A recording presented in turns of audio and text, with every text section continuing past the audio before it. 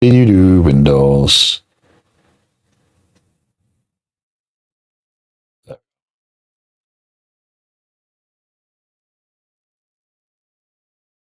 sounds better, right?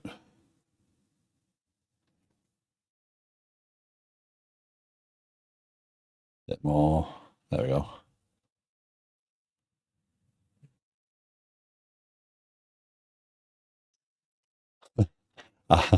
I did Windows update yesterday to H2, Windows 11 H2, and it seems to have reset my sound devices because, why would you want things to, be the same as when you rebooted the computer? Good morning, Warren. Man.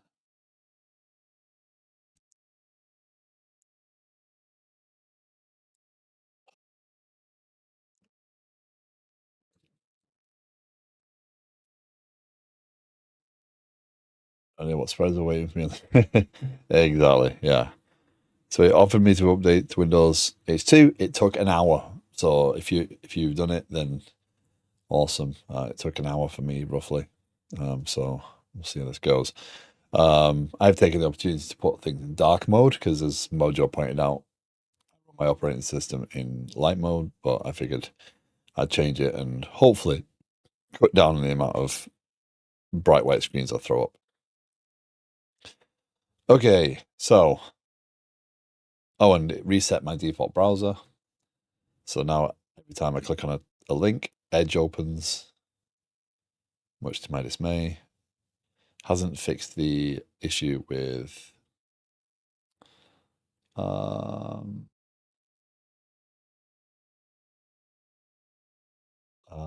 hasn't fixed the issue with Restream. Not that a Windows update is going to fix that. It's just I've got to wipe out all the account connections and see if I can't reset it. Okay, so last night, with the help of Mojo for many hours, I made some significant progress on getting the application deployment piece working. So what we've done is created a few changes. I'll start with the simplest one first. So for the CI YAML, I limited that so the only changes in the source directory will actually trigger running unit tests. And anything under the source, right? So we want to validate that. But so if we just change a work file or a workflow, this doesn't automatically fire every single time because that was getting on my nerves, increasing this run unnecessarily. We then figured out between us. So Mojo went down this path of trying to create an alternative to the Docker file. So yesterday I was trying to build the Docker file. It wasn't running. It wasn't building. The issue was the build context directory. So when you run a Docker build, right, it goes from, it uses, let me find the prototypes, project next. So it basically uses the directory you run it from as your build context. So if you wanted to reference, you can't go up above your build context, so you can't escape from the build context. So what was happening was we were trying to use /foundation because this was the build context directory. That can't happen, so you have to run it from here. But then it pulls everything in here, right?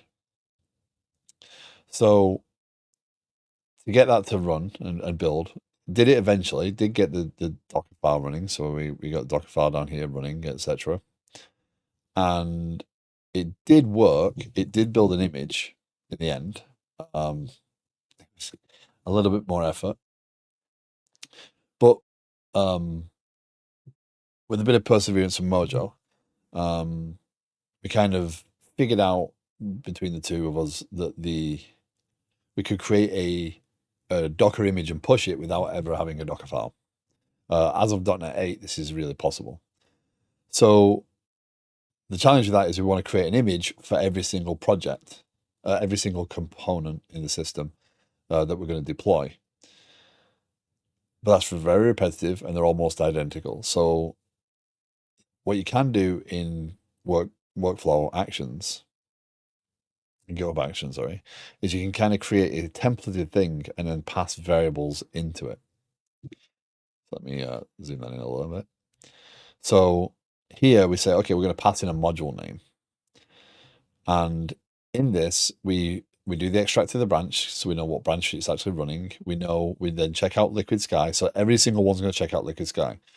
Liquid Sky in itself, without any bin or object folders and any packages, is actually only about 4 meg. So it's not like we're pulling the world, right? So it's not like we're pulling npm or node modules or something. We check out, then we check out Foundation and the fallback to Foundation development if we don't have a branch matching. Then we get .NET set up and we do the build of the module that we passed in. So it's a little sensitive on naming. And our right now, the way it's set up is the repository is going to have to match the name, but we'll work on that. And then we do a .NET publish. The reason I do a build first is just to make sure it builds and know that if a failure happens in here, it genuinely fails because of that build, rather than a publish where it builds and then does the publish. If you do the publish and let it do all the build stuff, it's just going to make more of a mess. If it errors, because you're going to be chasing down, did it fail in the build? Did it change it fail in the publish? So this validates it builds, then we do the publish. And we do it to the project directory. So it'll pick up the fact there's a project, not a solution, which means it'll just publish this project. And we build it in release mode and we put it to an output folder. I'm not sure that's necessary, to be honest. I think we can get rid of that step. OS Linux, we know that it's going to go to a Linux host container, so we don't want to mess around with anything else. And this cuts down the size because it stops us publishing all the different what are they called? What's the right term here? Runtimes. So it doesn't publish Arch, ARM64, all those things. So it cuts down that, and it can save 40 or 50 meg on the build. I'm a big fan of separate build and publish step in the build pipeline to the staging directory. Yeah. And then what you do is on .NET, you just do publish profile equals default container. That will now pull, it will use an actual, what does it do? It's a slim Linux container and ASP.NET. It knows it's ASP.NET because of this. So it'll build an image and it uses the local GitHub to build that image into. Then we log into Docker the same way we were doing previously. And then we tag the version, and we tag it in 2 ways. We tag it with latest, because this build is going to be the latest one. And then we tag it with the run number. So 2 images will get pushed, essentially. But what this means is we'll always have the previous versions. So we'll have to clean it up eventually, but we'll always have the previous versions that ran right now. That's not the final version of this, but it does mean that we can, as we do the builds, it'll match the run number of this particular workflow. It just has to be, unique, and then we can use that. And then it pushes all the tags. So we do, we tag it, sorry, with latest, we tag it with a run number. And then we push the image with all tags. So these 2 tags will go there. It will always be latest because the way GitHub builds this, it's going to build tenant management latest as the image name. I think you can set that there, but it really doesn't matter. So that now is a template file. So then when we go to tenant management, what we say is, okay, if anything changes in the tenant management folder, this workflow is going to fire, and Mojo did all the work to validate that this, if we have 15 of these files, only the ones that actually match are going to get triggered. So if we push a change to tenant management, the CI will fire to run the unit tests, and then the tenant management. We'll have to validate. Can you create a dependency of a previous workflow running in GitHub Actions? So if we can make CI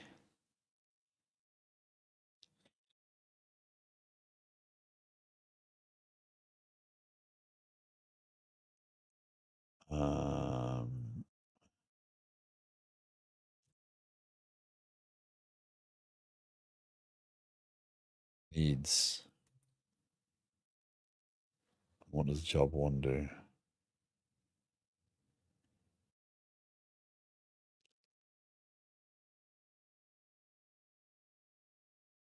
Needs.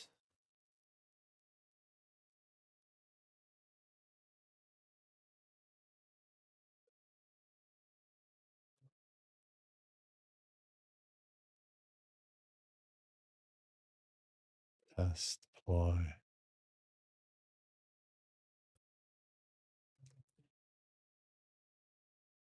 Nice.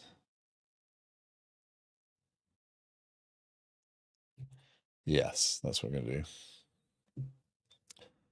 do. Sorry, that just all of a sudden dawned on me. So, what we'll do is modify that one now to do that. So we're going to modify this workflow, and what we're going to do is, so that's going to be interesting that, I wonder if that will actually work.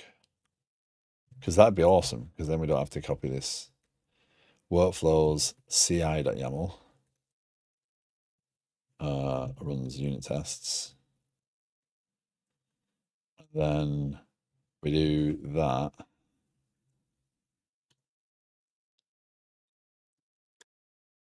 Name, build and push image, needs tests. That'd be pretty cool.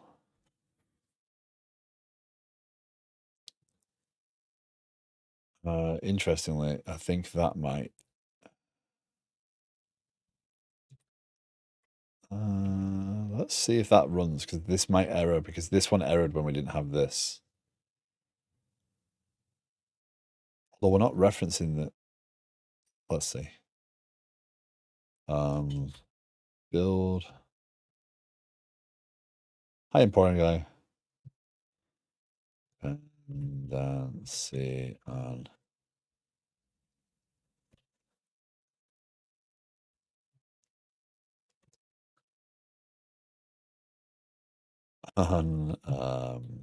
Tests running before deployment runs.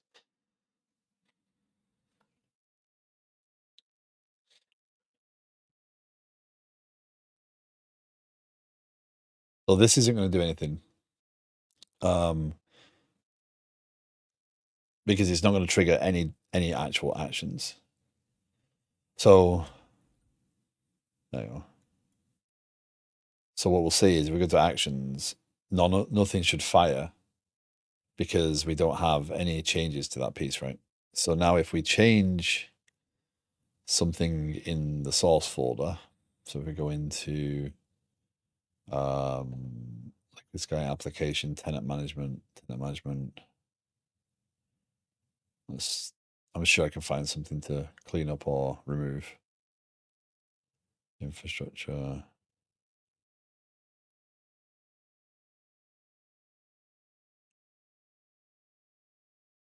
There you go.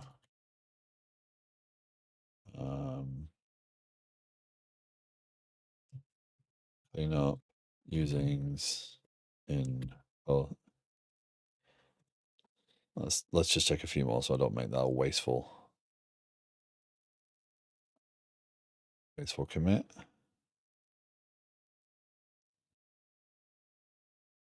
Wow, that'd be pretty good. Look at me.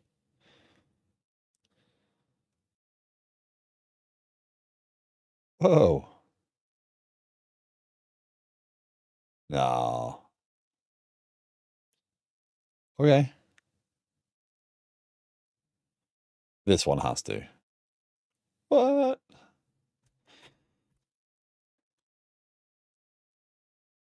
Okay. This should trigger 2 workflows.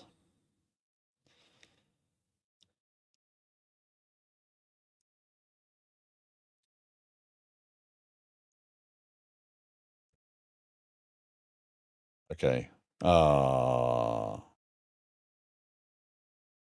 Error. Passing called workflow. Workflow is not.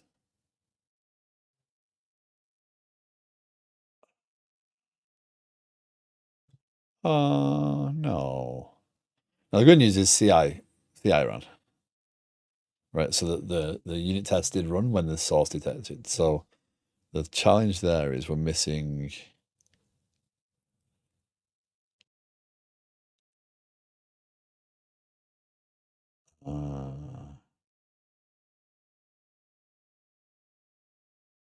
do I have to modify that though? That's the challenge.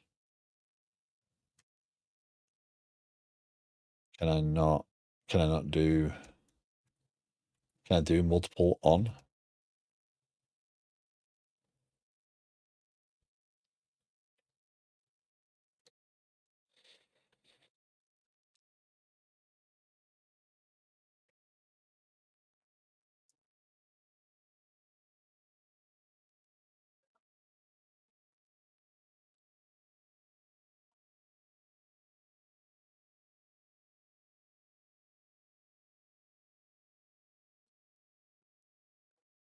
Multiple on triggers, GitHub action.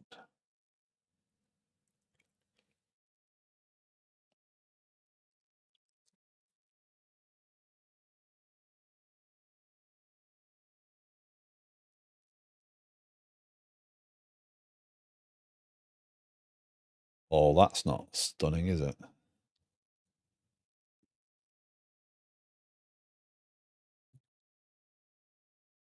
I can't do.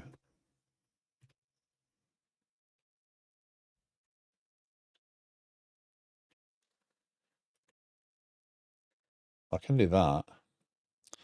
Hey, Mojo. Workflow dispatch.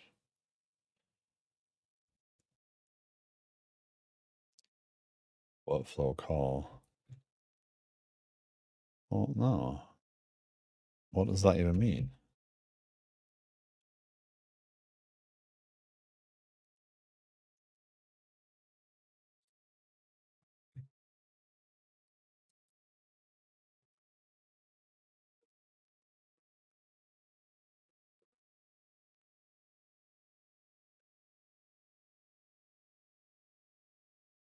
On push. Oh, hold on.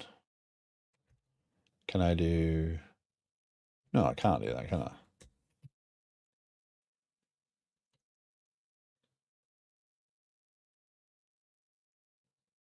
That don't work.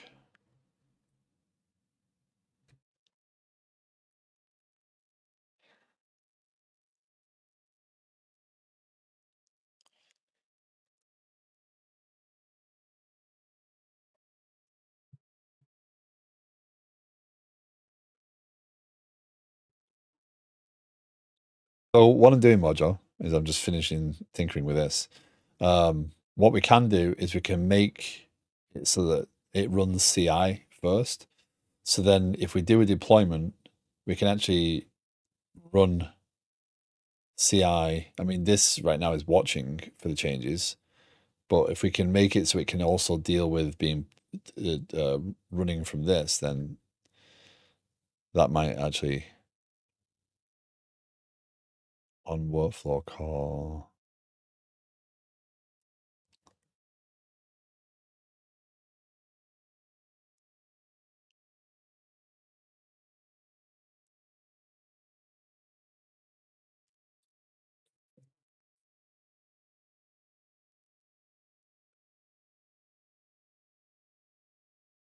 Yeah. Anyway, I'm not going to get carried away with that right a second, but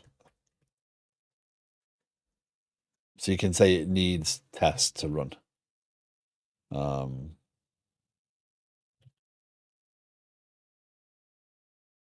Yeah. Comment out.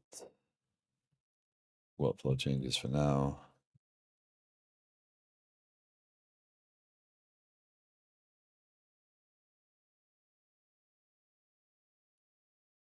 Not final. Nothing's final.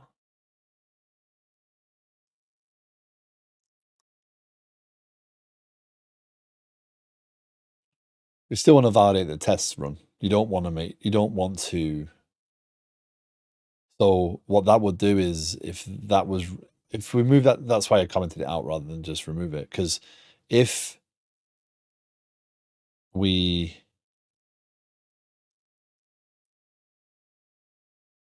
go to do a release, then we can potentially have that run. And I think what would happen is each one of those this would have run once for all of them, but we can validate that later.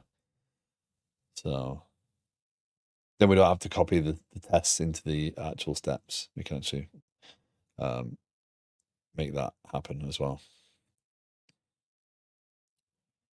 So anyway, that's not the point of today's stream.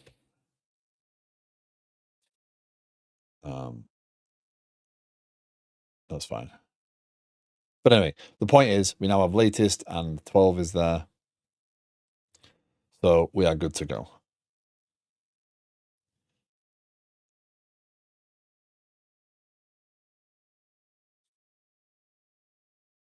But what you want to do is make sure you can't bypass the tests running. And if we do it on release, we still want to run the tests one more time before we actually do it. Because if we've made a change to release, we've tried to get around the process and introduce something that actually creates a bug, we'd still want to run CI. CI might not run on the release branch, or it might not run depending on how we do it. So it's more to finalize, and that's a good thing to know, that we can actually make it dependent upon other workflows. But anyway, that's not what I was trying to do today. So with that in place, with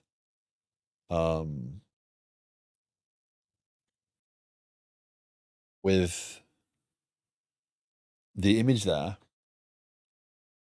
we can now start to build out a configuration.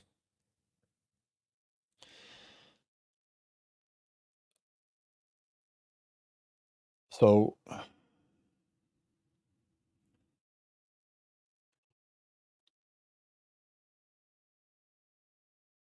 want to pass this secret around.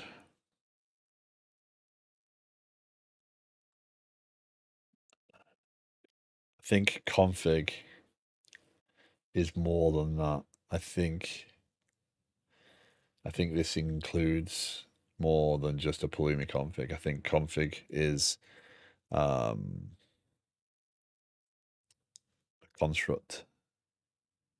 Configurations, console, Kafka, node modules, storage, utility, add,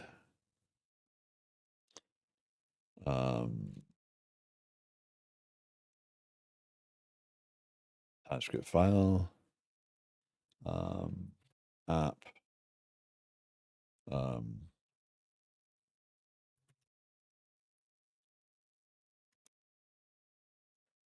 build configuration, export interface,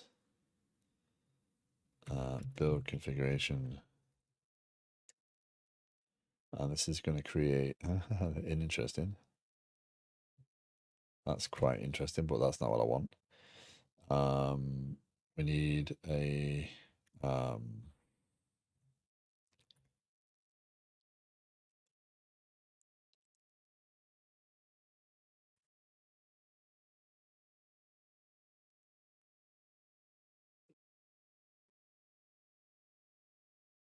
I'm going to wrap Pulumi config a little bit, I think. So Pulumi.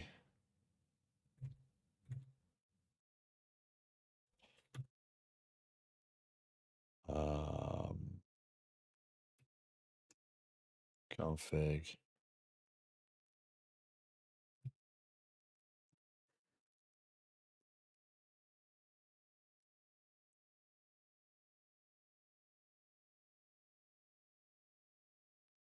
Import star from as Pulumi from Pulumi config.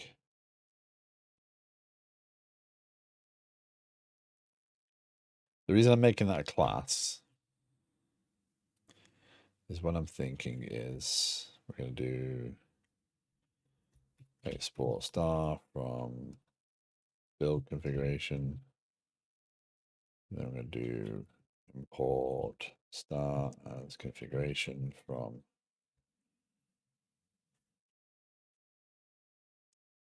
utility. I'm gonna do const const equals config build configuration Pulumi.config.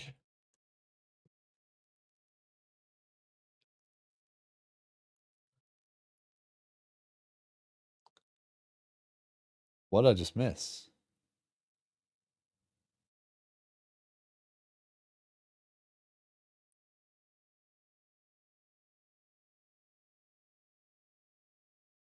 Did I miss an action then, or did I? Or is it just automatically ban someone? Oh, nice.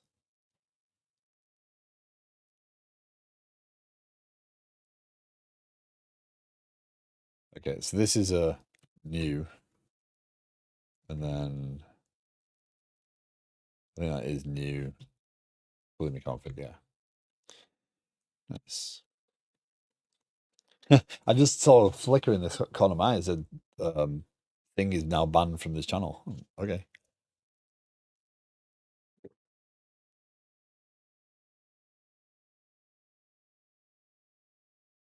Okay, so the reason I'm creating this build configuration class is to try and put together a few other things, right? We're going to do public set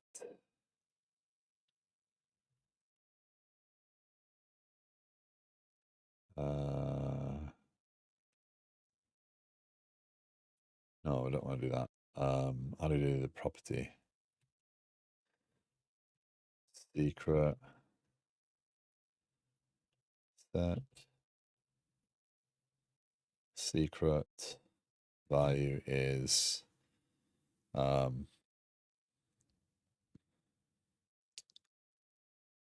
Kubernetes secret.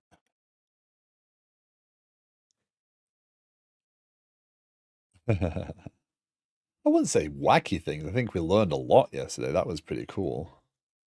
We got a lot. So Mojo and I were on a call from what, like 4 o'clock, 3, 4 something? No, however long it was. We were on a call until like 11:30 last night. So we were just figuring all this out and going back and forth, and it was a really productive session. Yeah. So let's do. I don't think I'm going to need. Well, let's not worry about what I need. Let's worry about private.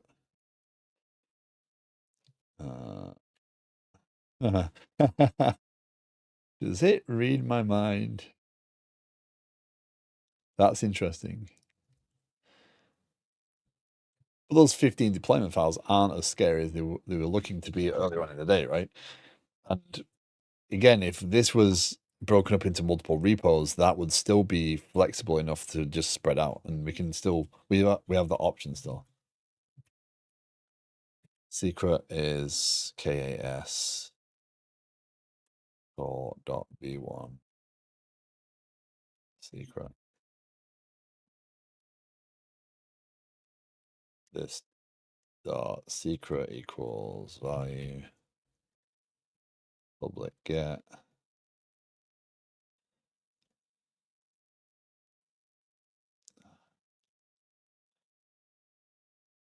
Okay, putting a setter and getter around that gives us the ability to do other things. I just want to try and equals config private config.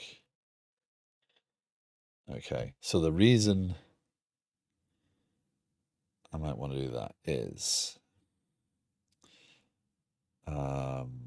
let's go into one that has the need for the configuration index. Okay, so we need to pull. Where are you? go broker. No, it's client site.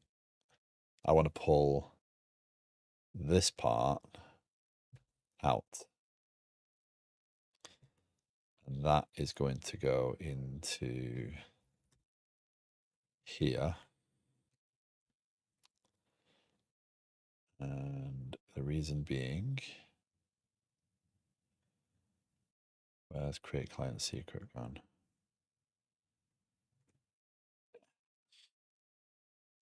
I don't think it's right to say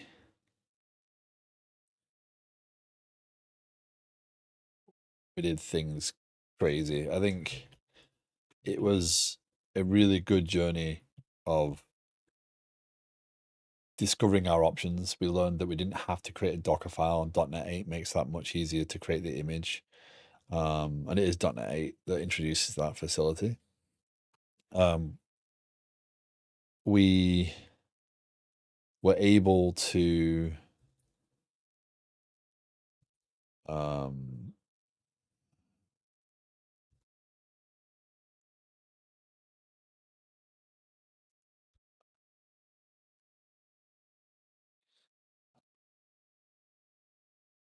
we need a provider.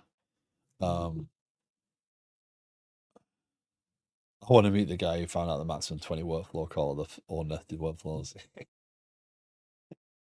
Yeah, I think just in general, yesterday was a really good exploration, and I think that we learned a lot about it. And again, it did exactly what I was hoping for, in that it kind of changed the way we build things, or changed the way we approach some things, and to figure things out. Okay, so what I'm trying to do here is move all this secret stuff, because I don't want to have to keep passing the secret around, right? I don't want to keep. There we go. That's. We're going to move that onto there as well. So we're going to need the K8S provider.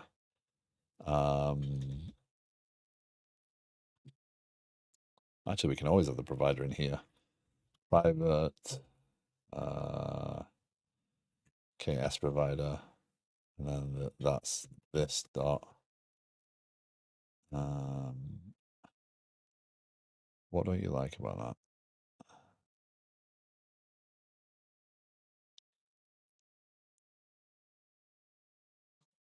that? As resource options. Nope.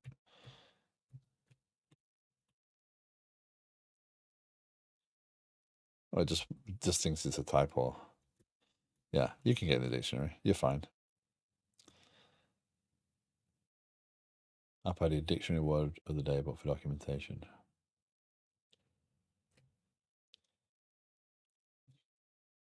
Public get K8S provider. Return provider.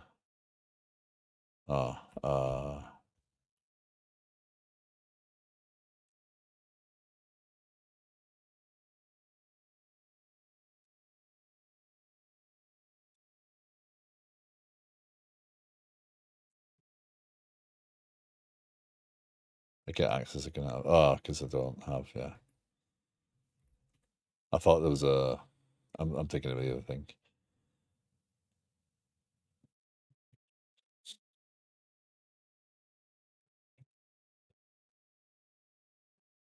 Yep. Git command of the day at the very least. Not a bad idea. Okay, so we get the build configuration. We do configuration.provider. That's there. And we're aiming to do configuration.secret, right? We'll see how it goes there. So this configuration here is that configuration there.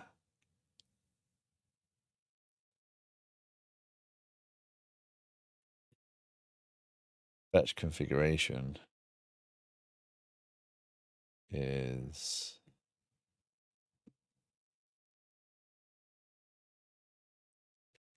just that there. So we probably don't need this configuration object in the same way. Let's remove them.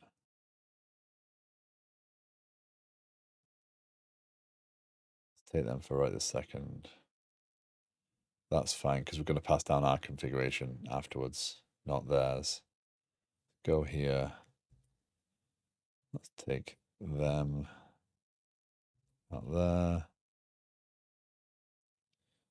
This is our configuration now. So that's configuration dot. Oh, that's what I wanted to do. Yeah, that's why I wanted to do it that way.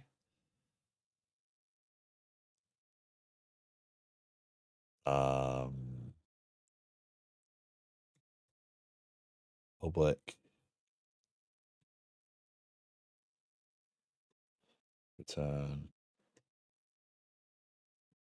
That's why I wanted to do that.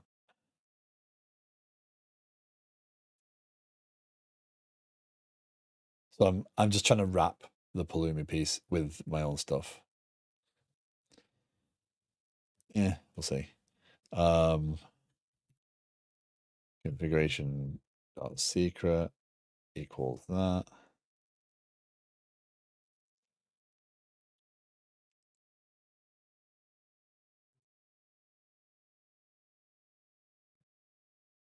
If we need to do that all the time, maybe we do that. Secret is that.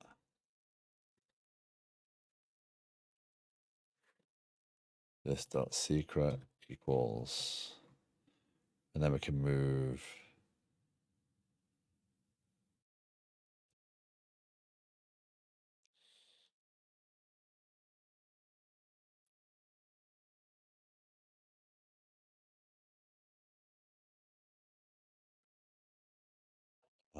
this and this dot provider.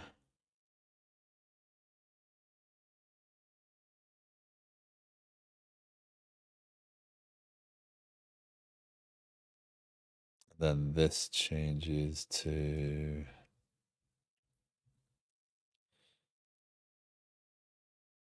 oh, hold on.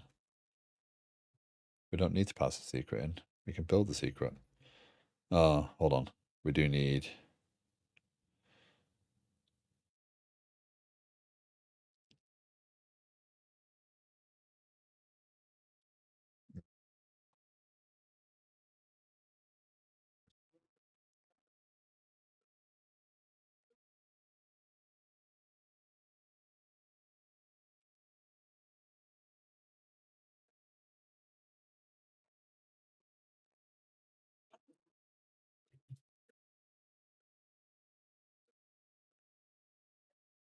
You do.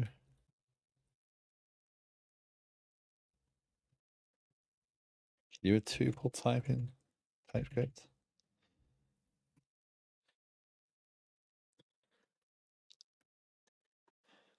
How do I do it? TypeScript tuples. Oh my goodness me.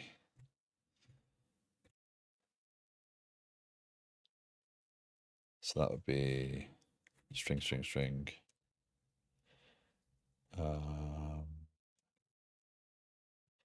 Sorry. Named tuples.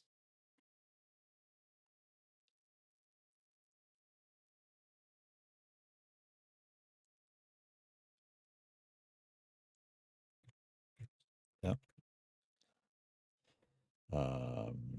Username. Token.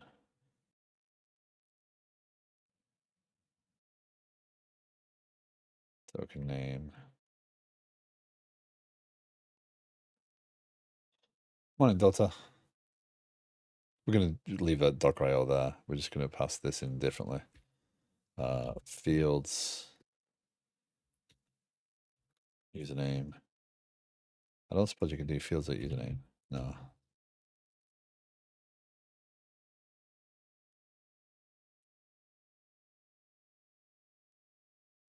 New location.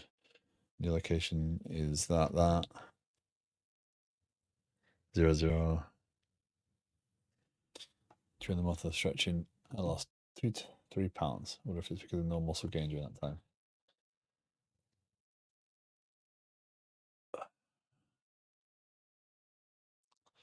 I'm not sure. The whole weight loss thing is right now for me on hold.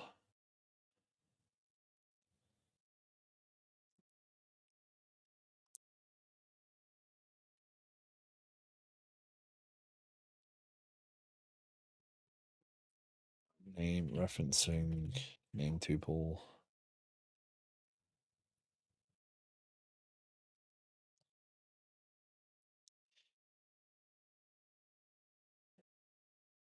Right. I get that, but what's the point of having a name if I can't then use the name? Can I do username like that? Can I do fields token name? And that would be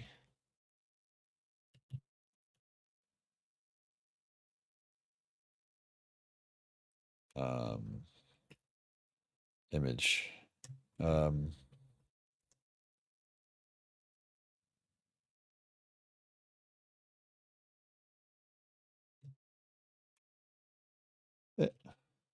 Registry. So then in here we do that's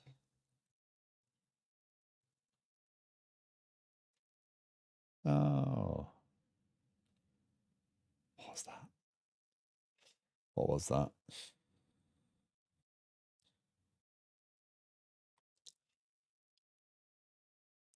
Dockerpat. Dockerpat.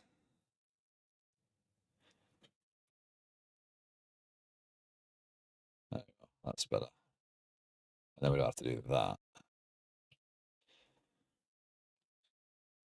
So again, all I'm trying to save here is just a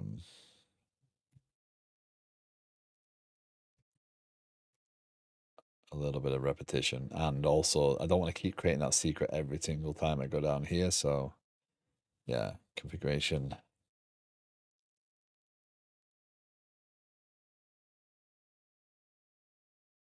What I didn't mean, what I meant to say then, by the way, is congrats on the weight loss though. That is great that you are. I got lost in the the I wonder if, yeah, but no, my apologies. It is to lose 2 or 3 pounds is, yeah, I've the annoying thing for me is I lost 5 pounds and then lost money, and yeah, I've not been good since.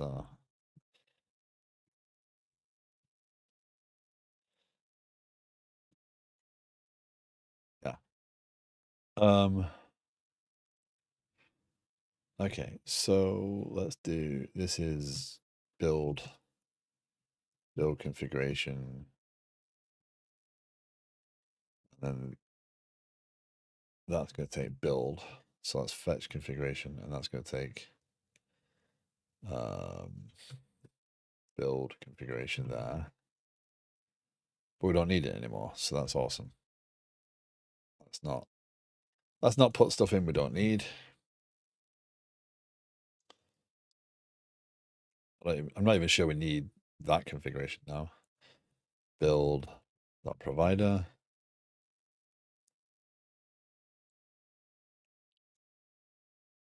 Build.secret.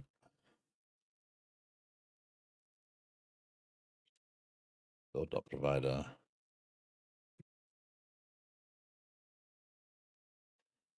Okay.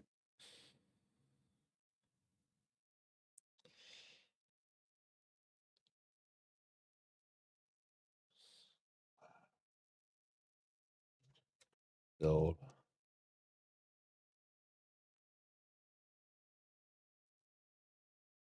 I know it wasn't erroring, but let's get rid of everywhere that I think needs it. And then we can yeah,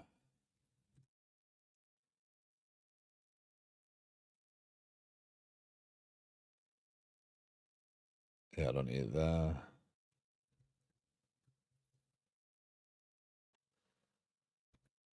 we don't need it. Let's not use it.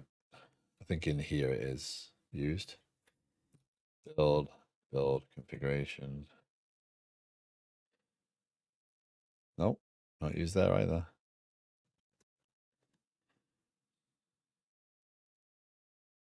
Interesting.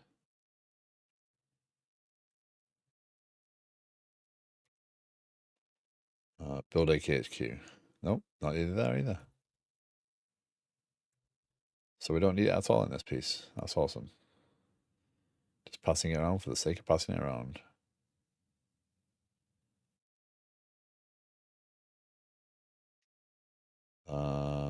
So let's get to what I want to do. So why was I doing all this? Well, this image pull secret, I don't want to keep recreating this every single time. The provider, I only need to create it once, and I want to pass this around as an object. So by abstracting away the Pulumi config, I can do whatever I need here and not make a big mess everywhere else while passing tons of variables around that I'm going to have to copy and paste. So to get an image to deploy, it's not just a case. So what we've got so far is we've had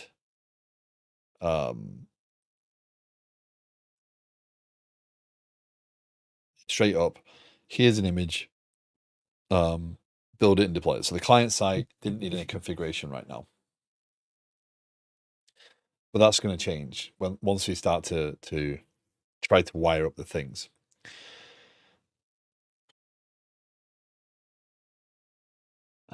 So we're going to need to, when you get to an actual API, we need to build this.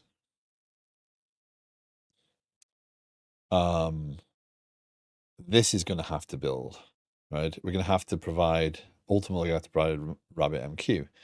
We're going to have to provide console connection. We're going to have to provide auth0 configuration, etc. This is going to change. This is going to be configurable based upon the deployment we're doing. And we don't want to hard code all this stuff.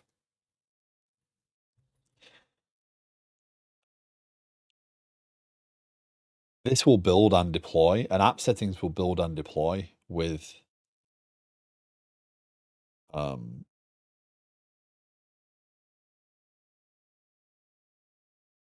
the release, right? It will just do that. But we're going to override that before we create the container. So the config map is going to replace that file, is the goal. I don't know. Replace app settings.json in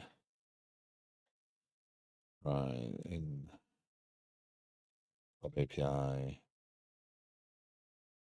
I think I need a config map.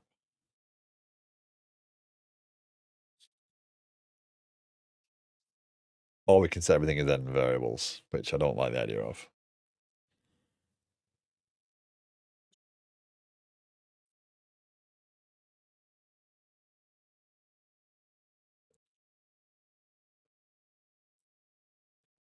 Yeah. So using a config map, we can yeah.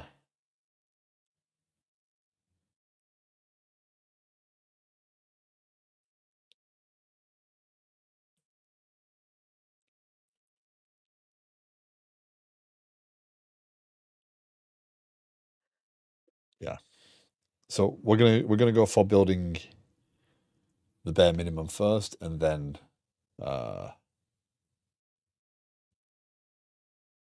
yeah.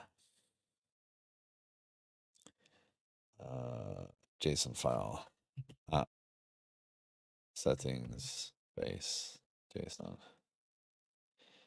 Okay, gonna look kind of obvious. We're gonna build that in.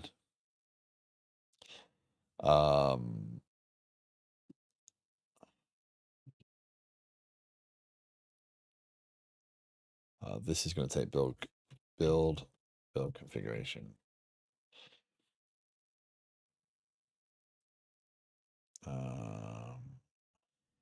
Copy that out, and we're going to do create modules.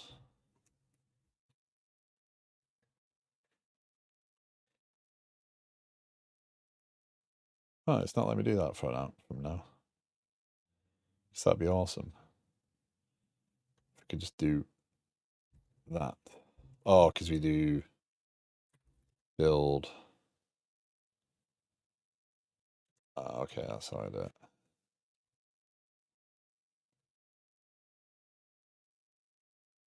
So we can just do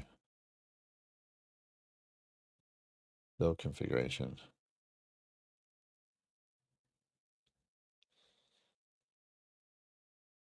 Then we don't need that. And that doesn't read weird. And we can just do create console client from that.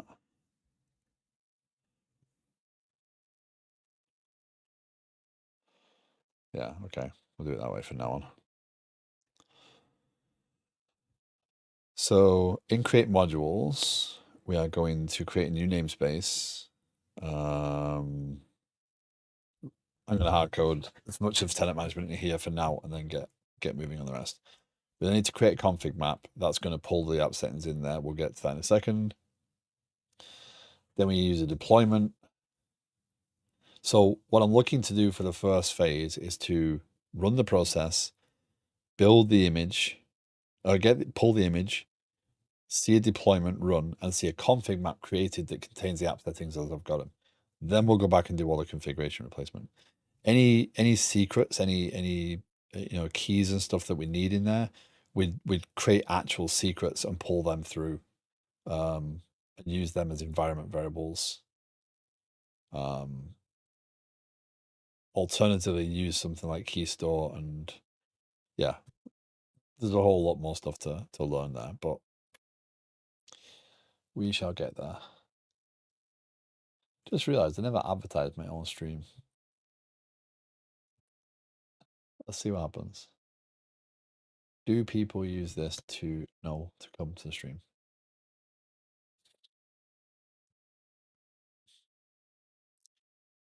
A bit late.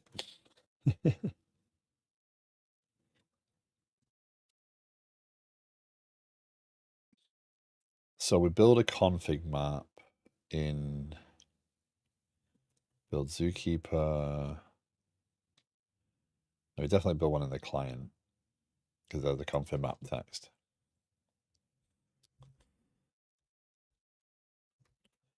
And yeah, the way that works is create a config map. So we're going to do something similar because we're going to create a mount path.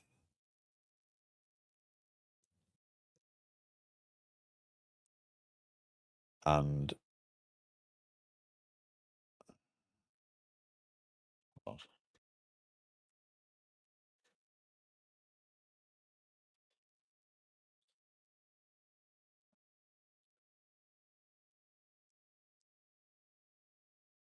that's basically the same as the export everywhere else. I'm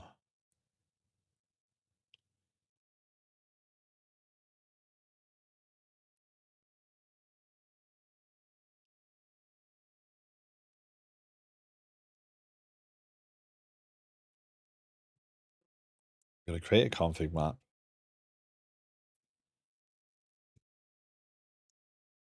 So this is going to be /app modules / tenant management / app settings base.json. That's going to be a lie. That's yeah.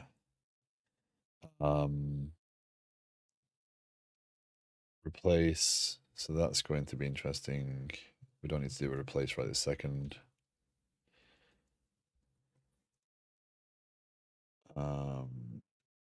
Import fs from fs.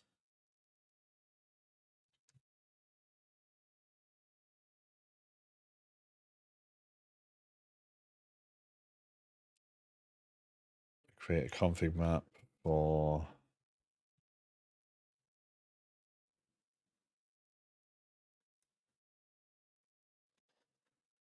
And the name is going to be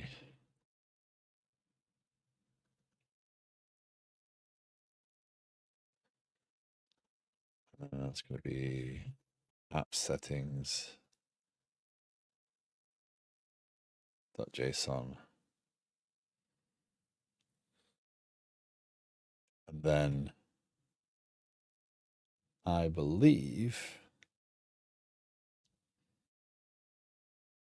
well, let's test that first. So that'll do the bare minimum. Okay, so Pulumi up.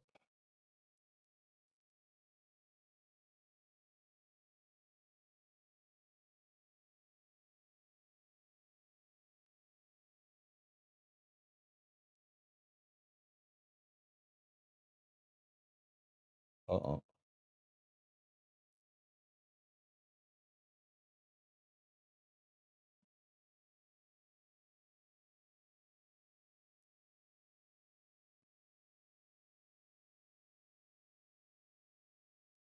Why does it keeps telling me to upgrade Pulumi, but I upgrade Pulumi and it doesn't upgrade Pulumi. I did this yesterday. Okay, so it doesn't like the tuple idea there. That's valid TypeScript, but not valid Node TypeScript, I assume then.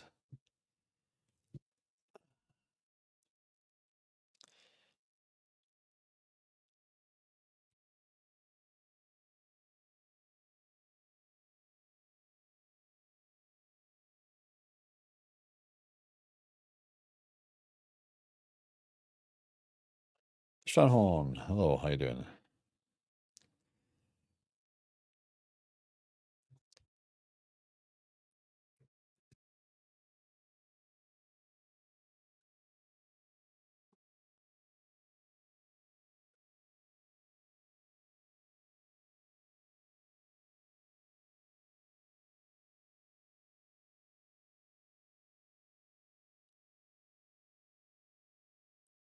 Does that mean that I have to do type?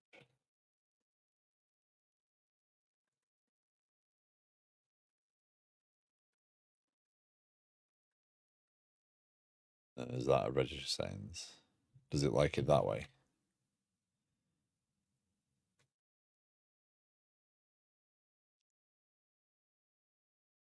Not bad, not bad.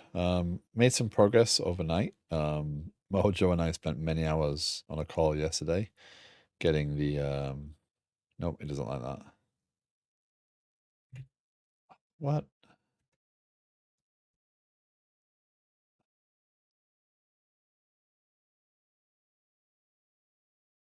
Calculate distance, point A, point B.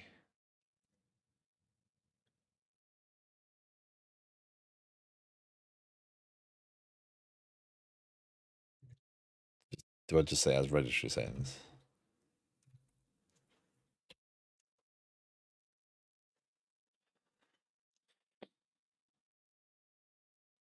I'm learning, I'm learning.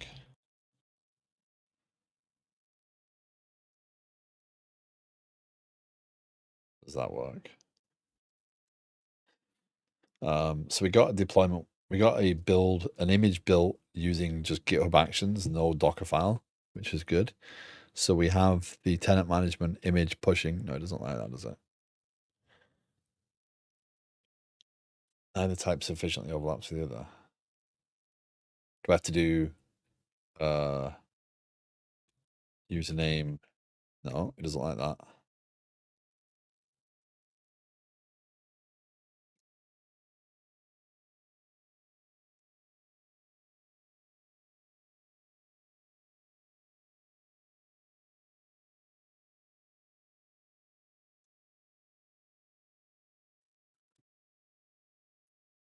I like how it's valid TypeScript because it's not whining at me about that, but it's whining at me when it goes to the Pulumi piece.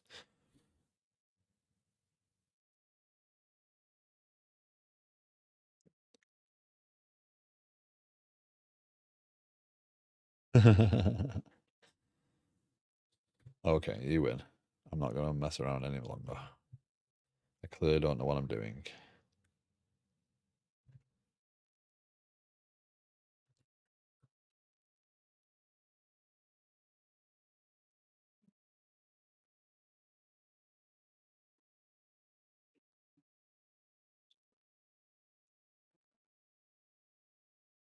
Clearly have no idea. I'm not fighting. If I've got to fight that, I'll fight it later.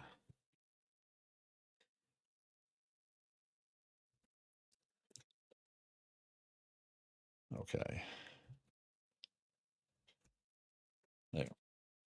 Yeah, so we got the image build working through a GitHub workflow, using a default templated um,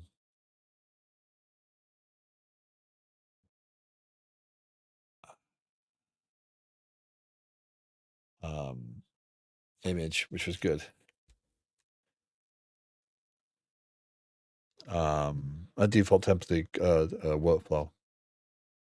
So we have LS tenant management pushing there. Let's have a look at this ConfigMap. Headlamp. Good afternoon, Mr. Jones. Hope you are well.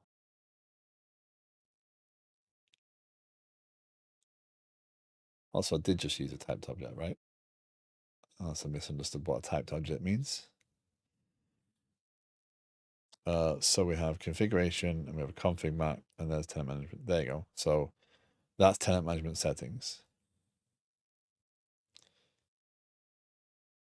Use a typed array.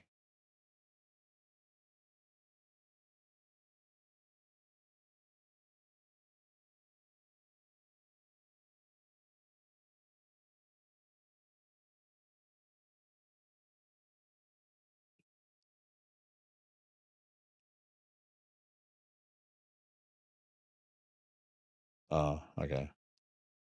Yeah. I'll worry about it later. I need not get bogged down in those details right this second. My TypeScript is going to evolve while doing this, I'm sure. So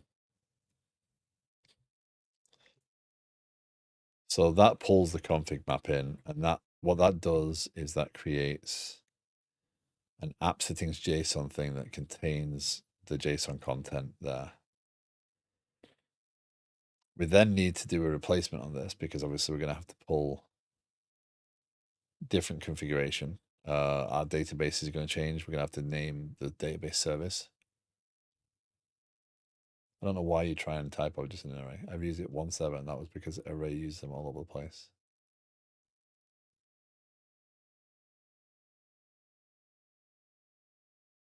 Yeah, that to me that was just it's because I was on the tuple run there.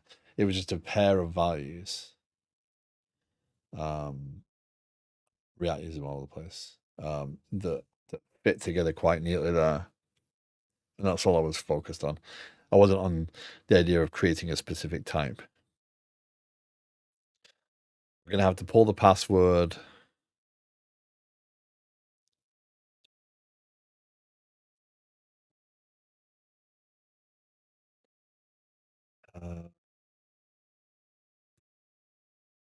Well, this is going to be interesting.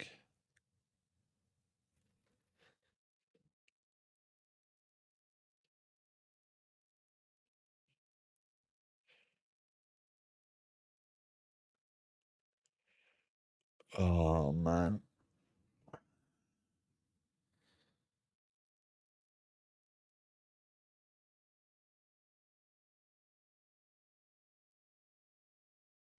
Oh, dear. Okay.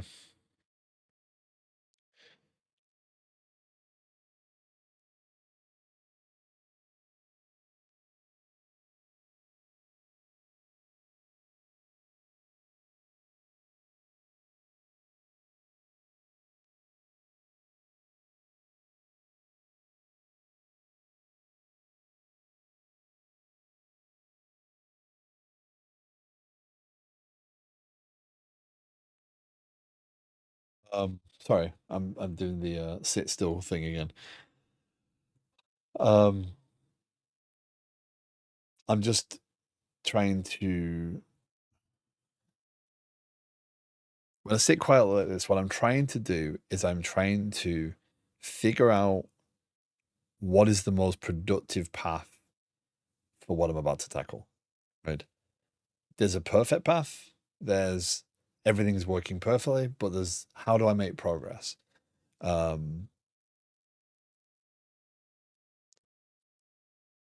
I don't want to keep jumping all over the place. I don't want to keep solving every single problem that I come up against as I come up against it, because that will just keep diverting me and I'll never solve anything. I'll never complete anything.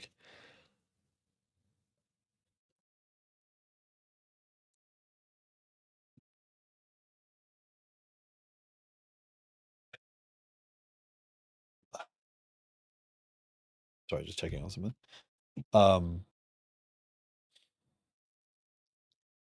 Okay, let me explain. We need a SQL server, right? So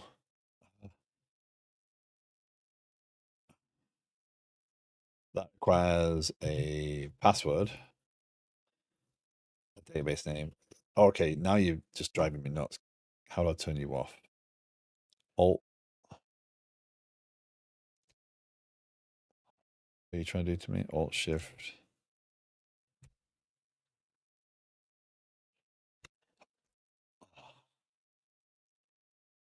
Okay, that's actually acting more annoying than a sign shortcut. No.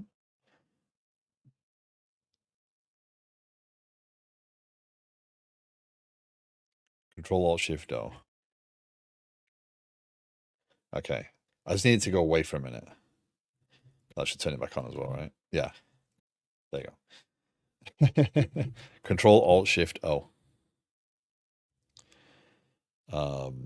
I just need to go away because it's just distracting.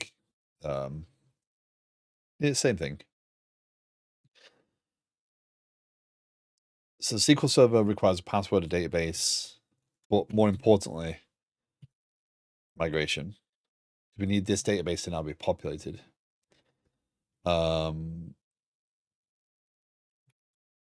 Yeah, I mean, I could go to Obsidian. I just don't. I'm kind of doing it in line, right? We then need to. What else do we need to do? I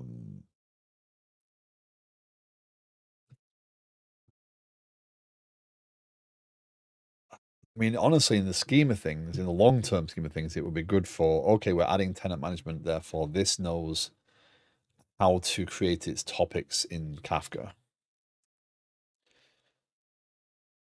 Because then the configuration of the Kafka topics is done in here. So if we're not deploying tenant management, we don't need tenant management. That's going to be a much, much later thing. That's next after SQL Server. So I'm going to go with the one SQL Server, multiple databases thing again. Now we do have scripts all the way over here, but they're not committed anywhere. Well, they are committed into Liquid Sky, but we don't have them available. Right?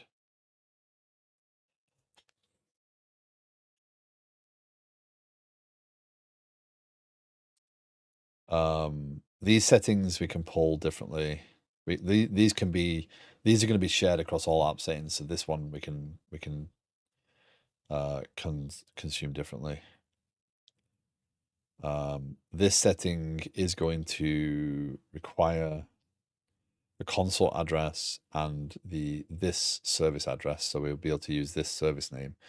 So I have to create the service before we do that. The service name there is going to be the same name, and the as well, right? So we're going to have, and that's going to be on port 80 anyway. So now we get rid of the need for these ports. The Bootstrap servers, we're going to need the Kafka Bootstrap servers. That's the brokers.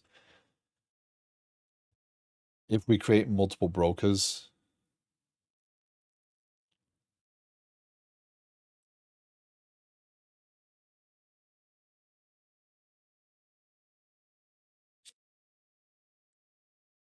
Phoenix Project is good.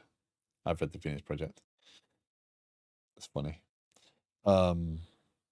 And what's the other one? There's another book. It's not as good. I got bored of it.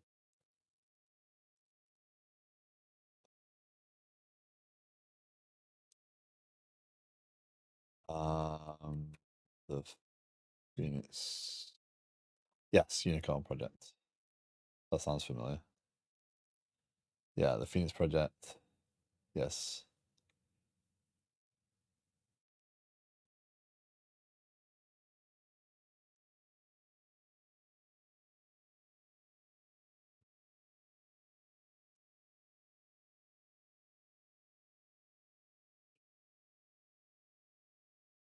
Yeah.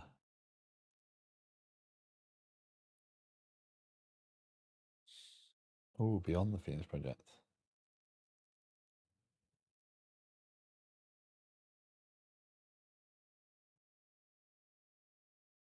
I have Audible credits.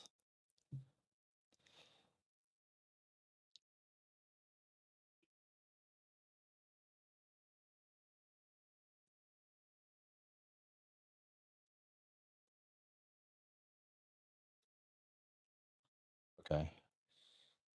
We're doing that now. Um,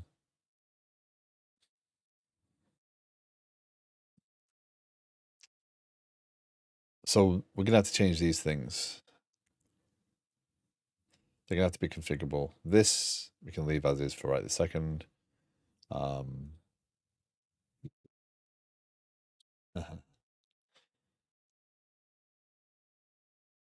It's an easy read.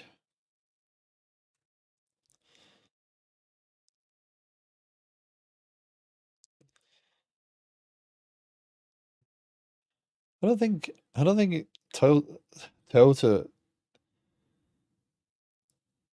uh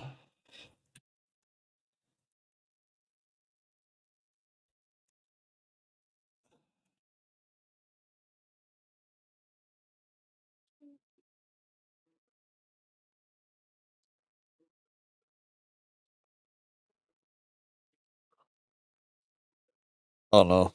I think I made an analogy last night about factories and conveyor belts. And I think that's where software breaks down. When we start thinking of it as a conveyor belt, I just don't think it works the same way. Because a conveyor belt doesn't go backwards. Things can't get taken off the conveyor belt and dumped later further back in the conveyor belt. I think Toyota just kind of formalized what they formalized the process. Yeah. Uh, again, we I made the analogy and I'm like, it's not a good analogy for software development. Right, but in manufacturing, it normally gets thrown out if it doesn't pass QA, or it doesn't, or it might need some extra. If it's a circuit board, it needs some extra soldering. It goes to a different process. It doesn't go to the same process that manufactured it in the first place.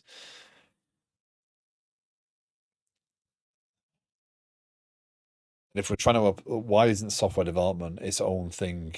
That yes, there's everything that has similarities. You can say a kitchen has similarities, right? If it's if it's producing food.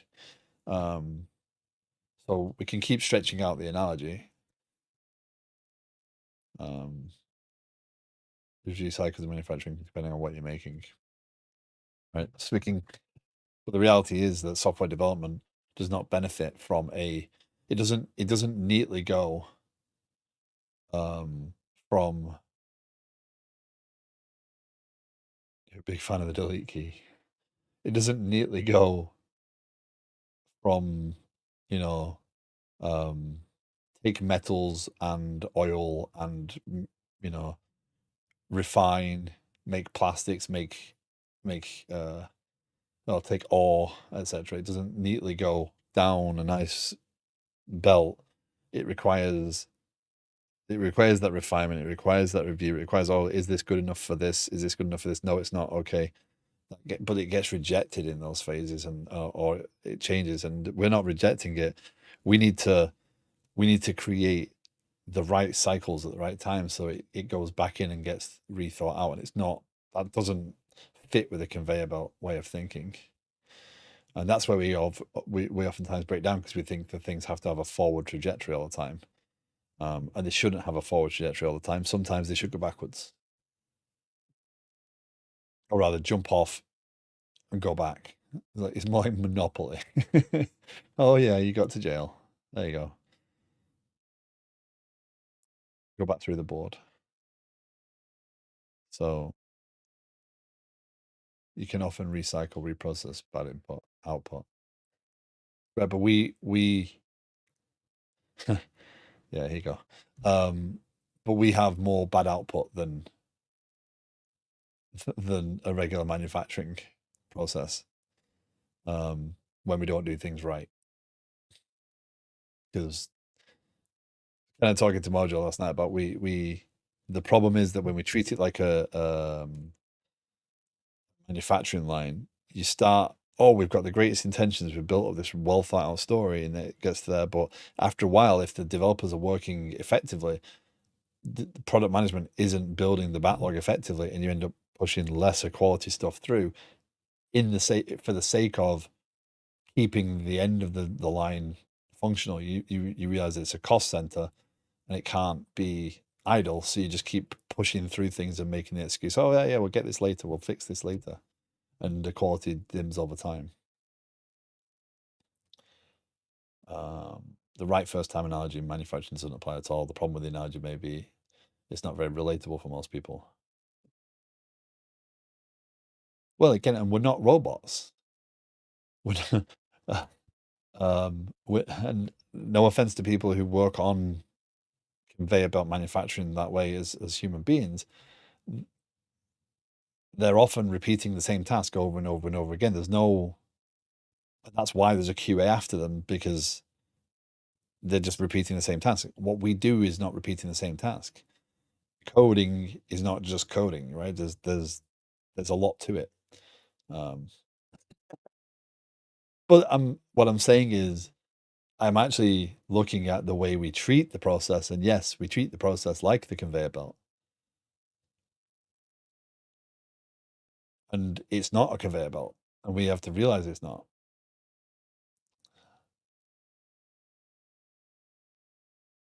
In software development, it's process building a conveyor belt. Once it's if you want to keep that process belt doing the process.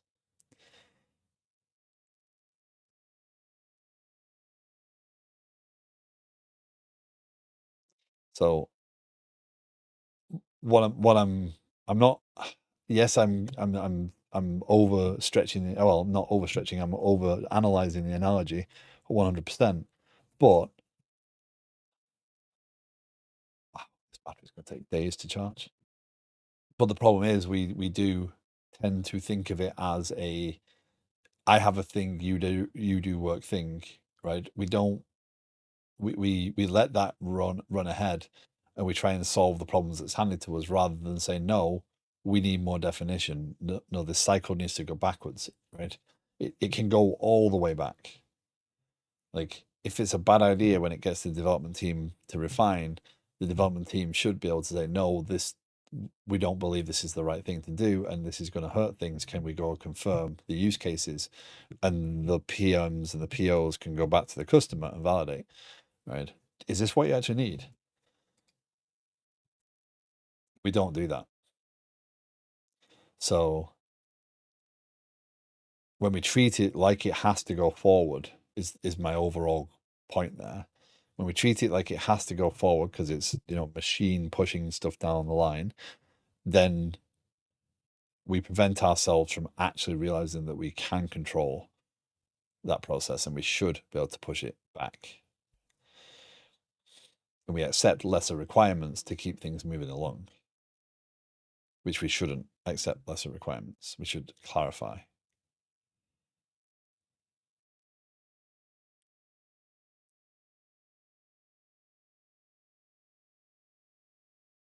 I think that's what Toyota kind of formalized. Yes. I suppose that is my actual point, right? The point I'm making, but not saying directly. Yeah. When we treat it like it is manufacturing. Now, again, Toyota was doing it for, if you think about why Toyota kind of refined the process, it was for the purpose of stopping themselves from having to go backwards, stopping themselves from having that waste, keeping things moving forward at a good pace because everything was ready and lined up. That's the analogy. But we forget about that part. We think about it as a conveyor belt and we forget about the part that Toyota was doing it to try and reduce waste and reduce wasted effort at later phases because they pull things out and refine things. Um, the lean principles apply to software, but it's the principles that apply, not how to make a car, how to make money. Yes, and it's the things that we should latch onto, and not the conveyor belt way of doing it.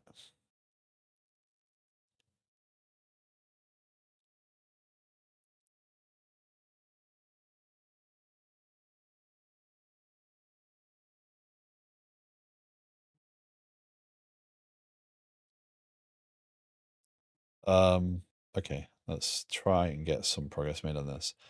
So I need to do an image pull. Let's get that done. The client deployment here.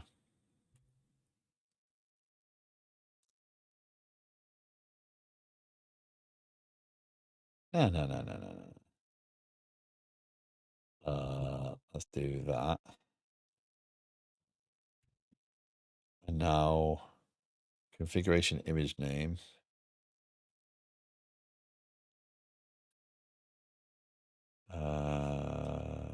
Const application name equals tenant management.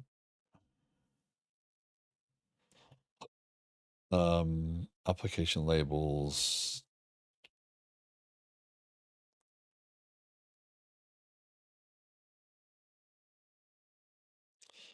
And then that's just image name.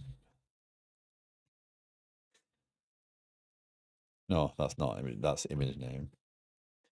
This is going to be const image name equals tbd develop ls tenant management. Starting to realize that by making these names kind of common, this is going to get way easy to template or to even just create a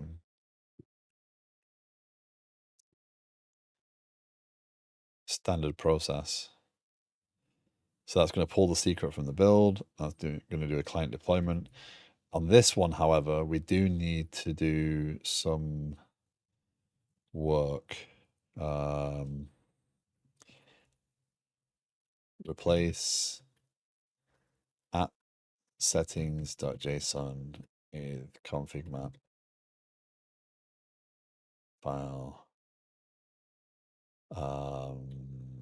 Kubernetes. I'm learning not to look for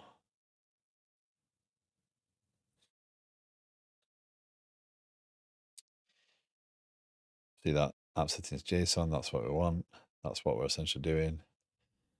Containers volumes, app settings volume, config map.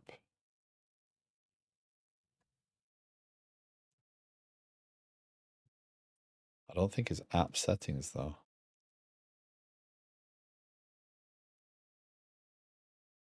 I don't think that's gonna. We don't need HTTPS because we're going to be in a container.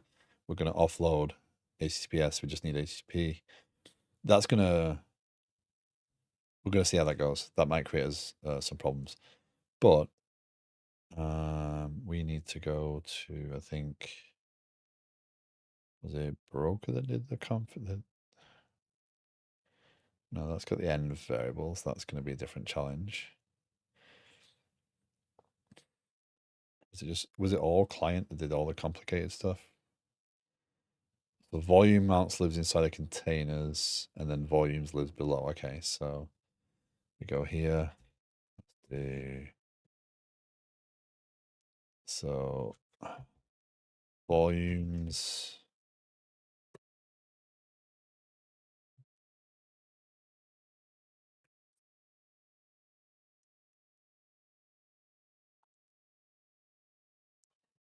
Name. Volume.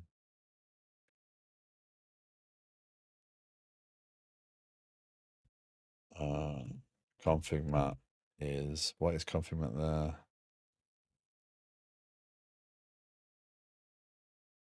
It's going to be that, isn't it? Oh, what do you want? Ah.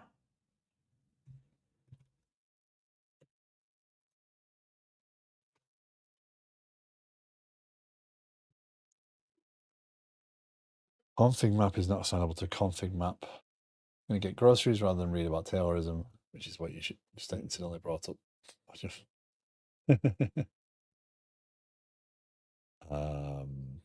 Not assignable to input config map volume source.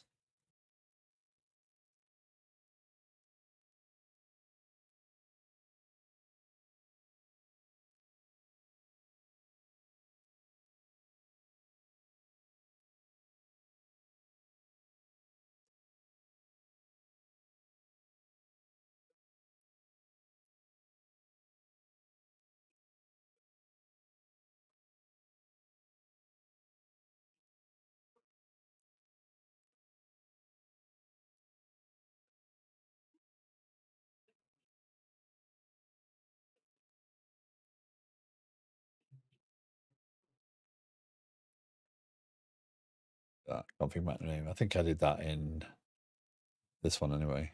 Config map name, yeah. Ah, there you go. We can do that so we can resolve the name. That's how we do it.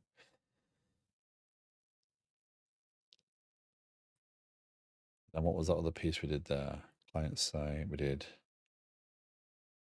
items.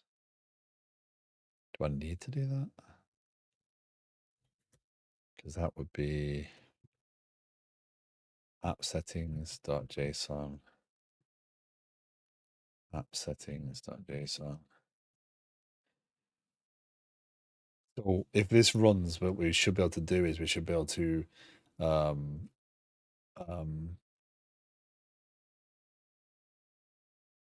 take care, Delta.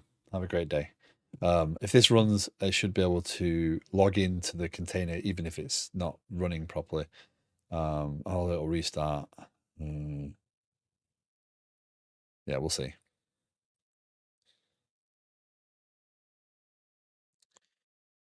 Still error.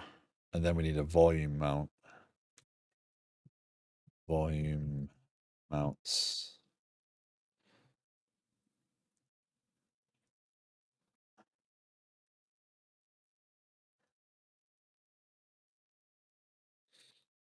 See, I don't think that's. I think that's that. Because when we do the image. No. Let's have a look. Can we see an image?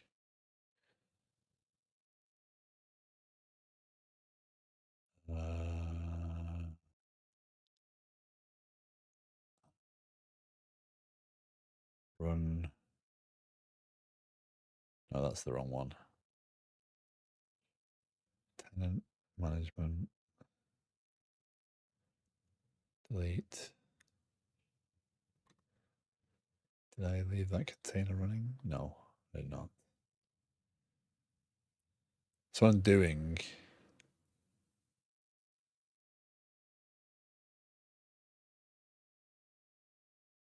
See if this even runs. Containers. Yeah, it did. It bound. Exec. ls. Yeah, /app.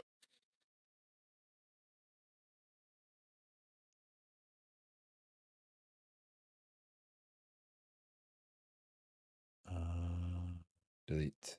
Delete forever. Images.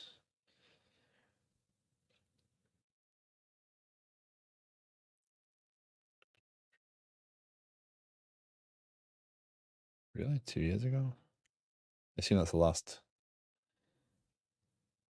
Wow. AKHQ hasn't been updated in 2 years. That's insane.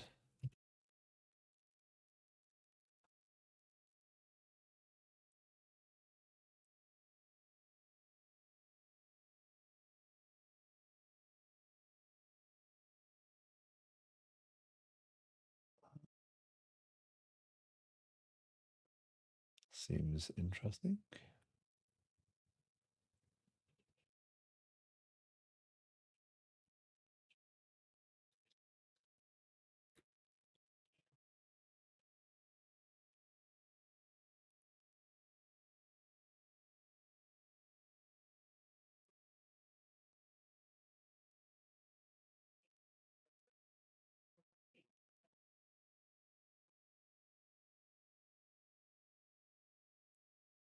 Changed.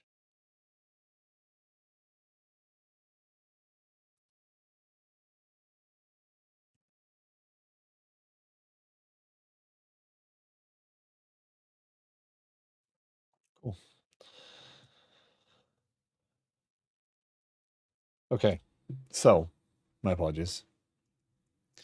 So that should go into the app directory, and that would copy app settings JSON into that thing, which means that this takes. So what we do is we do, because this will have been deployed with this app settings. Test, test, test. Let's change that. Now we should be able to log in and see that we've changed that. Let's do Pulumi up.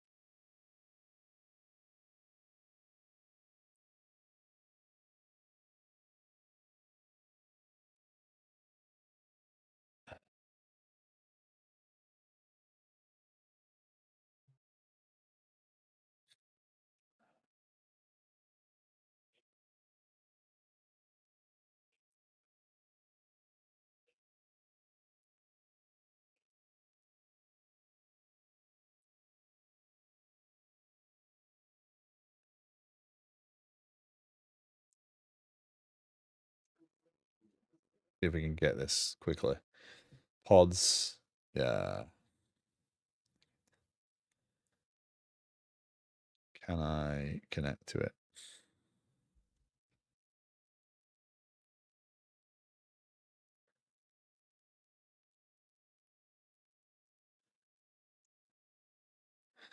It's just not going to work.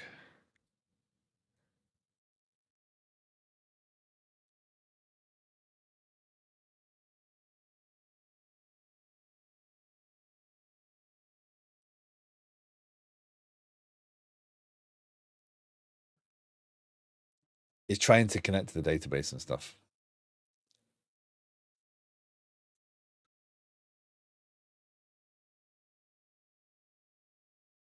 So it's failing almost immediately.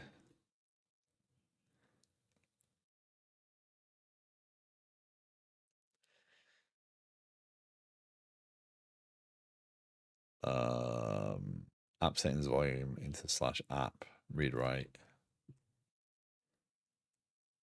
Key app settings. I mean, that's the config map, so that's not really surprising. Pulling me down. So the challenge I have right this second is I've got to figure out how to do enough to make that at least stand up.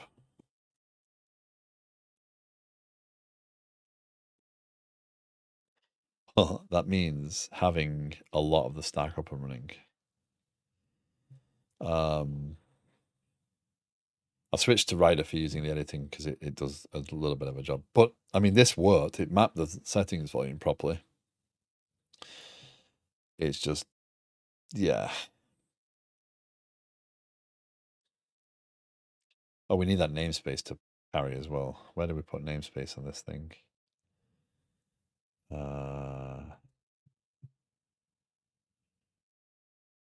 Where do we put namespace? Names in metadata. Okay, we should probably do that more often. Spec replicas, that is metadata namespace.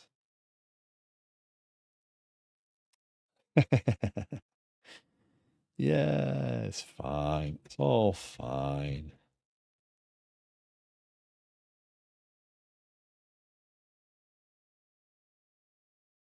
We create the config map, we create the client deployment.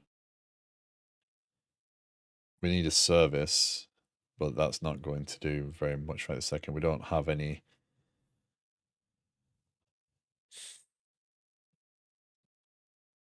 Maybe.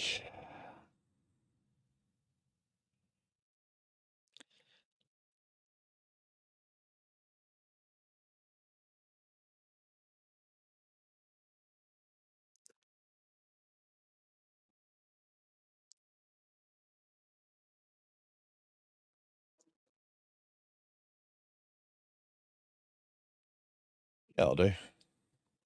That'll do, donkey.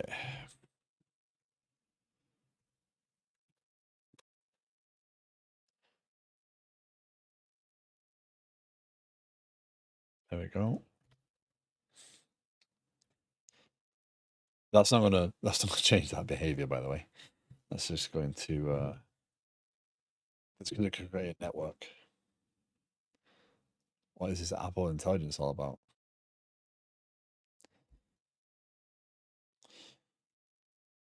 I'm going to bite my tongue. I'm not going to get pulled into that.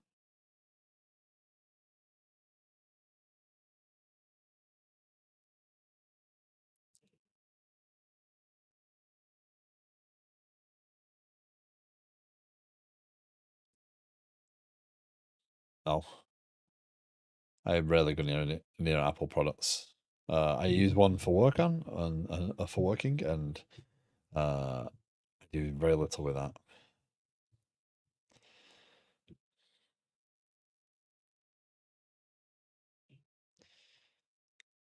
Actually, I got encouraged today to use Copilot to do a lot of analysis on some of the code, which I'm going to try today.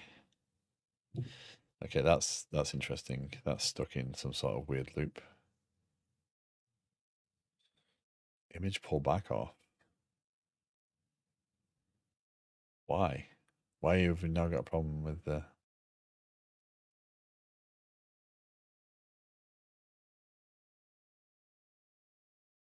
What? How did the image pull not?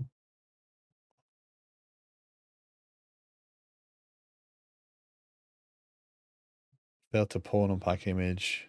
Failed to resolve reference Docker IoT Tenant Management. Latest.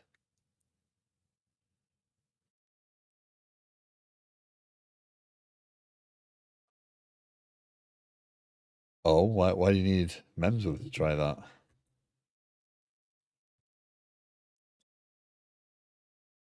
Because you like angry reactions on streams.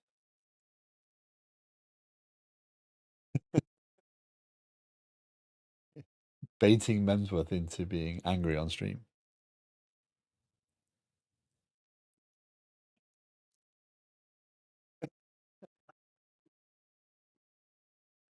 Dear.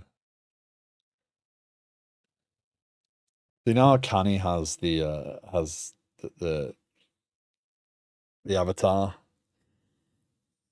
and Setflix has his avatar. We need kind of something that looks like Canny's avatar mixed with Seto's kind of when he does angry stuff, and get that side out for Memsworth when he slams the keyboard and stuff.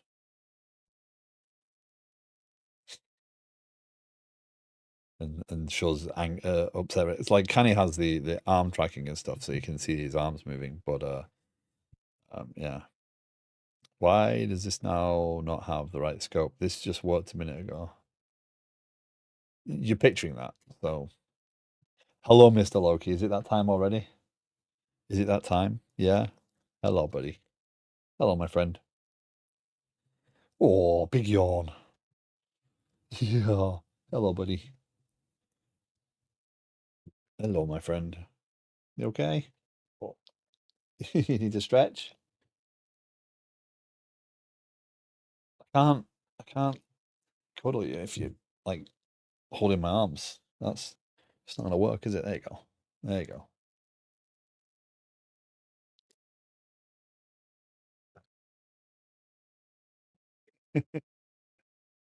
Like he's like, excuse me, Padre, it's my me time. Yep.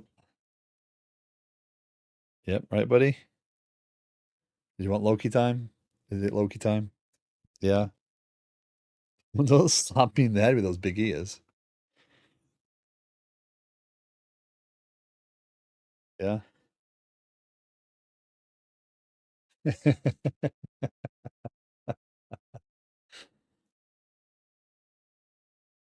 what you wanted. I know what you actually want. He wants me to move further from the desk so he can crawl up on my lap and curl up. Hmm. Okay, bud.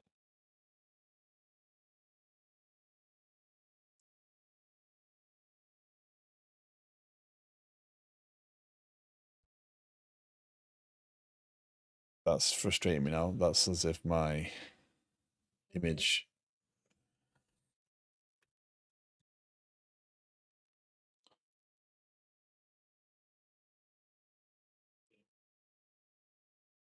Oh,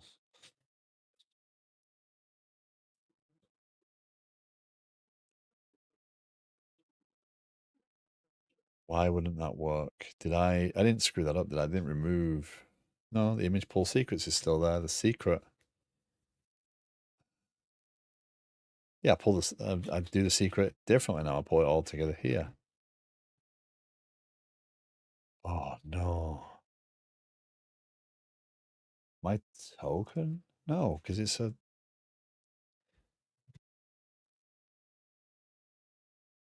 Oh, come on. Fail to pull and unpack image Docker ILTB develop LS. Oh, what did I change there? Um,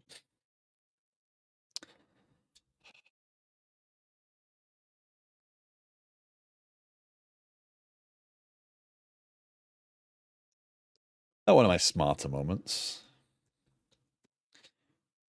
So last night, sharing this because we were both guilty of it. Last night we saw there was an error message, and the error went right across the screen. Mojo and I both read the beginning part and start searching for the answer. Right? It was in one of the work files things, the workflow things. The answer was at the end of the string. But we didn't read all the way to the right. We just read the beginning part. He was telling us, and it was I know what it was now. It was this has runs on, and we'd put it in with a space instead of a hyphen, and it said failed to, whatever runs on, whatever. At the end, it said like, did you mean runs hyphen on? But we didn't read that far. We both go searching for the answer. It's amazing how we just get so used to just trying to go off and figure things out. So the problem here is I have somehow managed to put in my image name LS Tenant Management. It's a bad error message. No, it was a pretty descriptive error message.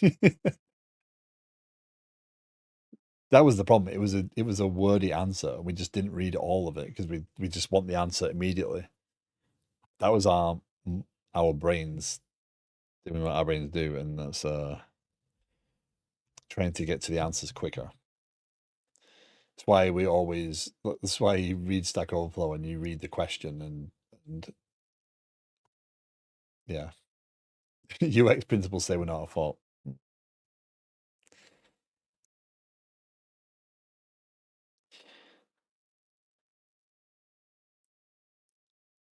Stack Overflow in 2024. Yes. Hi, Phil. How do you? Phew.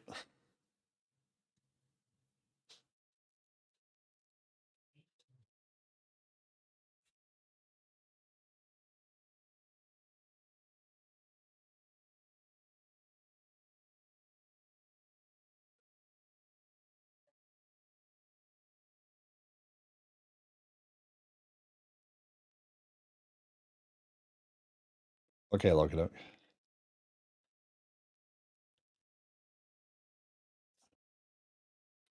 Give me a second, look. Okay, so that's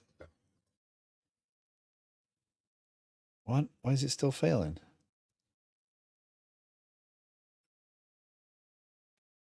No, it is LS Tenant Management. Why am I...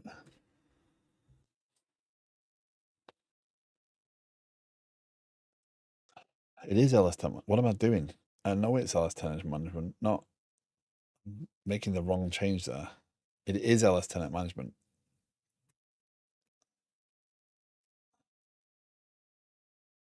Okay. What time is it? Okay. I'll be right back.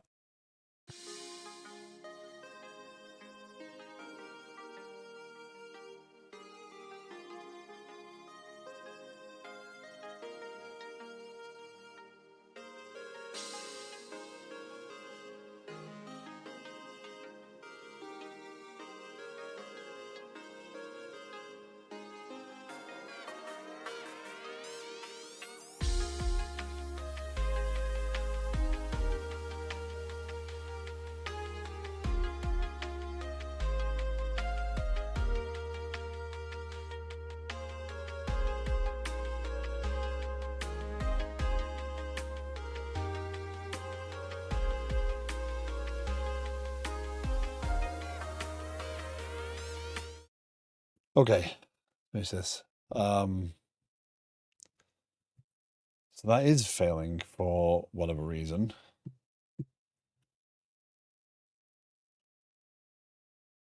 LS Tenant Management. Latest.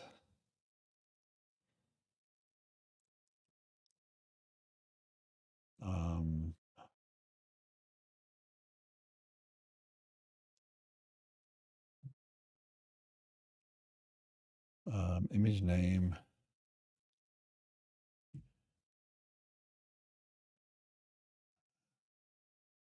Docker.io, TBD develop, tenant management that's definitely wrong.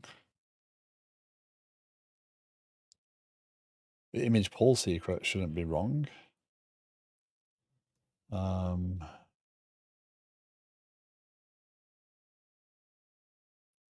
we take the auth token from there. And it worked the first time.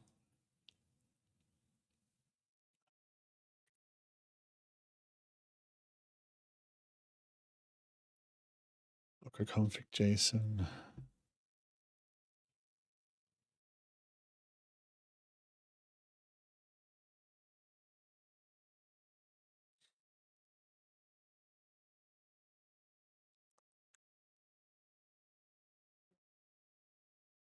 Don't understand. Image name.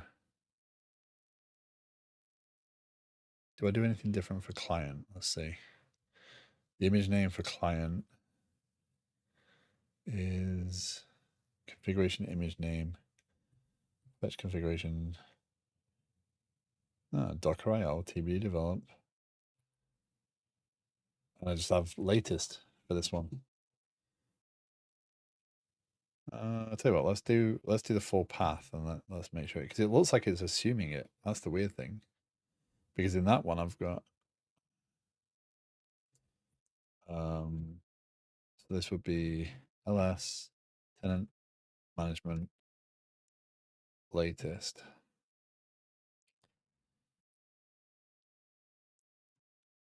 Pulumi down Y.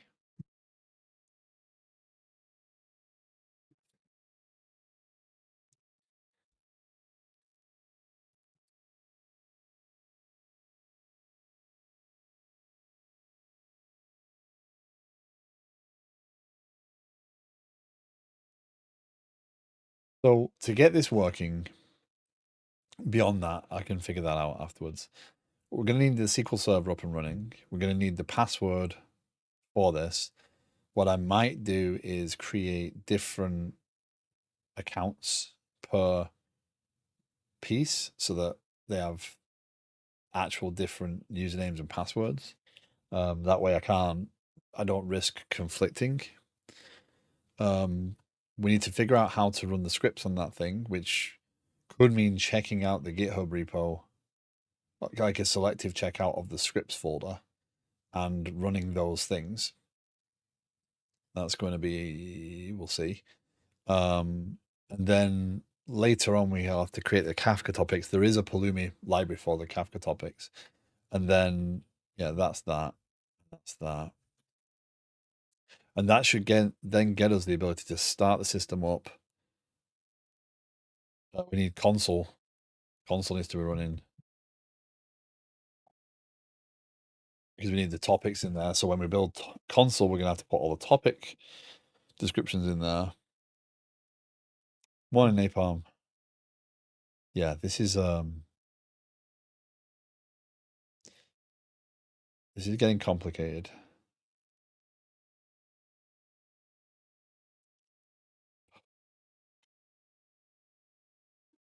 Sorry. Okay. So I'm just gonna give it one more try, and then we'll have to see. Because I don't know why that's failing now. It worked the first time. It pulled the image because it failed on the .NET piece, so we know it pulled the image. So unless that token has been spammed, I don't know. So sorry for not keeping up with the shout outs one line. Shout out Emporium Guy earlier on. Emporium Guy is developing his own movie app site using Blazor, and he's trying to learn a lot about auth and stuff as he goes, which is a fascinating journey. Highly recommend checking out. Canny is a game developer and library developer who is just fascinating to watch. Super smart, friendly, open stream. Um, um, Not very chill in terms of just general noise and whatever, but it's a great place to go and a very friendly group of people in there.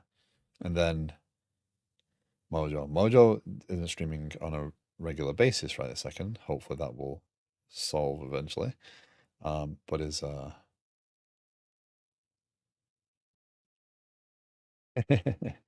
I know. I'm but it is worth trying to catch up. Unable to retrieve some image pull secrets. Attempting to pull the image may not succeed. Huh. Um, Mojo has been helping me with Liquid Sky. Has been working on. Why is that not working? Sorry, my brain is diverting. Um, Working on Liquid Sky with me, working on the control tower backend, um, and eventually we'll be doing a lot more working on this project and other stuff.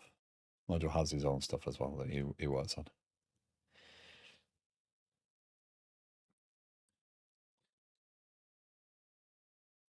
Oh, okay. I think I'm gonna finish up here. I'm not in the right brain space to go digging anymore. Um, I am. I will be streaming tomorrow, but I am away tomorrow afternoon, so I will not be streaming on Thursday morning, as I will be in Missouri. Yes, Missouri. I will be back Friday morning, but it will actually be a shorter stream, not a longer stream like I'd hoped, because I have a lot of stuff now on Friday morning. So I have the surgery consult for my knee, so that's why I have to end the stream early. So I'll stream from 7 till probably 8:30 on Friday, and then go find out what they need to do to my knee. And then I have other meetings throughout the day, so starting up the stream will um, not be possible. But then back to it next week, and then the week after, I think is Thanksgiving, so we will get. My goal would be by the time Thanksgiving comes around. So this might seem like I'm going to be miles and miles and miles away from things, right? Like there's so much to do that I'm going to be stuck in deployment for months. However, once we have tenant management up and running and communicating, so once it communicates with Kafka, it communicates with console, communicates with SQL Server, pretty much all the other modules that we need to get the app up and running, planning and tasks and the view working the exact same way, right? So they just need a SQL Server connection and console connection and whatever. We do have a few challenges with receivers, but again, they're just receivers. We should be able to build them in a similar manner to how we do the other pieces. So our deployment files might get a little bit more complicated, but we'll find out.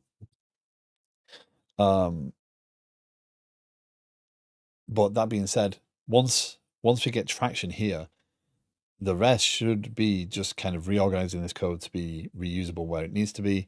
And we have an API. Let's build out all the config map, the service, all those pieces should be consistently the same. How we do the deployment of the SQL, etc. So this is the practice. And we keep doing this, we keep practicing this, we keep running through it, and eventually it will just become much quicker to do, easier to understand the problems with, figure out what we need to document because we've done it several times, and just generally cycle around that. So I'm going to put that warning up just in case. However, I am going to see if I can raid out before the 30 seconds is up because I need to get going. So, raided full bots.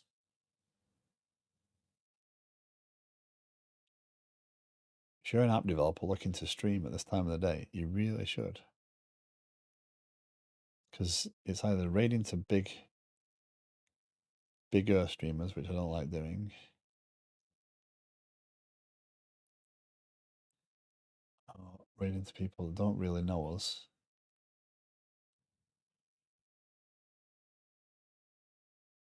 You just suspend that, by the way. I forgot I can do that. I forgot I can bounce the Twitch ads. Thank you. I forgot I could do it.